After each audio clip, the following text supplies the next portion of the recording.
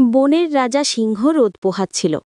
এমন সময় বানর এসে তার লেজ ধরে একটা ঝাঁকি দিল, লাথি দিয়ে খোঁচাখুচিও করল।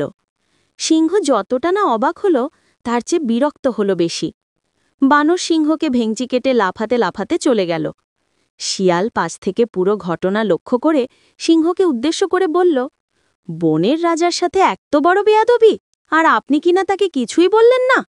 সিংহ মৃদু হেসে বলল, বলার সময় এখনো ফুরিয়ে যায়নি, একটু অপেক্ষা করো, সবকিছু দেখতে পাবে। কয়েকদিন পর হঠাৎ করেই বানর সিংহের সামনে পড়ল এবং সিংহ তাকে সেখানেই এক থাপ্পড়ে শেষ করে দিল। শিয়াল অবাক হয়ে সিংহকে জিজ্ঞাসা করল, সেদিন বানর অত অন্যায় করল, আপনি তাকে কিছুই বললেন না, অথচ আজকে সে তেমন কিছু করেনি, কিন্তু আপনি তাকে মেরে ফেললেন। জবাবে সিংহ বলল, দিস ইজ পলিটিক্স।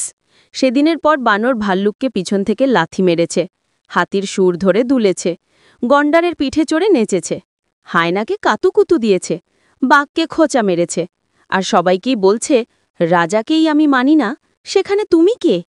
সেদিন ওরে মারলে সবাই বলতো আমি বনের রাজা হয়ে ক্ষমতার অপব্যবহার করছি। আজকে একটু পর দেখবে সবাই এসে বলবে, থ্যাংক ইউ রাজা সাহেব।